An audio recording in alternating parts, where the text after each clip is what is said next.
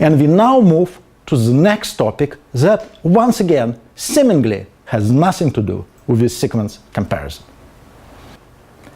We are now on a sightseeing tour in Manhattan, and our goal is to walk from the intersection shown in blue to the intersection shown in red, and to visit as many attractions as possible. The only restriction is that we can either move south or east. What should be our strategy to visit the maximum number of attractions on this trip? We can model Manhattan as a grid and show edges in this grid where there are attractions as edges of weight 1, and then our goal is to find a path in this graph that has maximum number of attractions. Sometimes computer scientists call longest path in this graph from the blue node to the red node. We can actually try to solve this problem in an arbitrary grid with arbitrary number of attractions, like this grid shown here. There are many different ways to travel in this grid. For example, we can travel like this, and in this case, we will visit 18 attractions. The length of the longest path is 18. Is it an optimal path? No, because we can travel differently, and in this case, visit 20 attractions. What should be our strategy for the optimum exploration of Manhattan?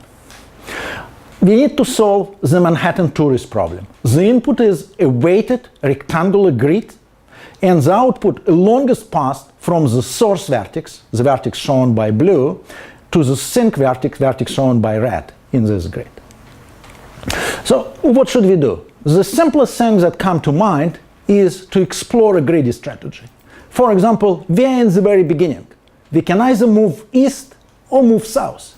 If we move east, we will visit 3 attractions immediately. If we move south, we'll visit only 1.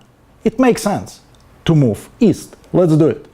Then afterwards, once again, we can move either east or south.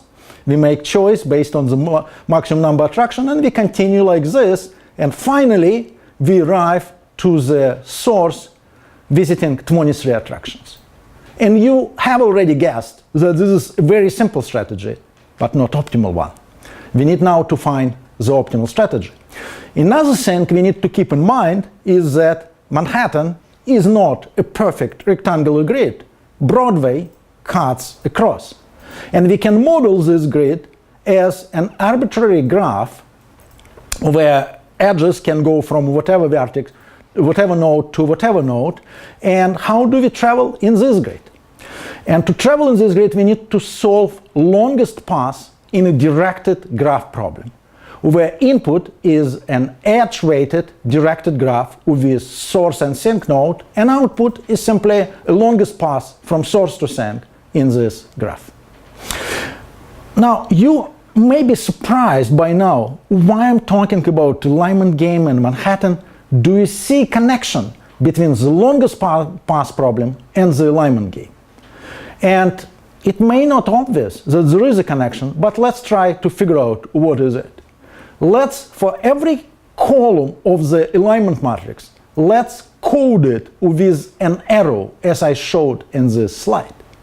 And then, after we design this arrow, let's see how this arrow would translate into the new grid that I have constructed and presented in this slide. The first arrow is diagonal. Let's move diagonally in our grid. The next arrow is also diagonal. Let's move diagonally again. The next arrow is horizontal. We continue further horizontally, diagonal, diagonal, vertical, diagonal, vertical, diagonal, and actually using alignment matrix, we were able to travel in Manhattan grid, right? Now let's ask a reverse question. If we have a path in Manhattan grid, would we be able to construct the alignment matrix? Let's try. This is an arbitrary path in the alignment grid. Let's combine all the arrows in one place. And as soon as we've done it, of course we can construct the alignment matrix as I showed here. Therefore, alignments are nothing but paths in the grid. And therefore, to place the alignment gain, to construct longest common subsequence, the only thing we need to do is to travel optimal ways in the graph. And the question often for sequence comparison problem in biology amounts to building an appropriate Manhattan. We'll do it a lot in this lecture. In the case of longest common subsequence, so what would be this Manhattan?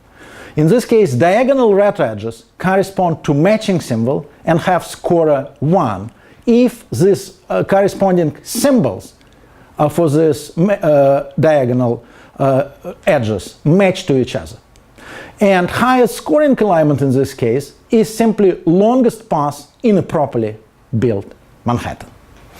And to learn how we travel in whatever Manhattan, we need once again to talk about the problem that seemingly has nothing to do with biology, and it is the change problem.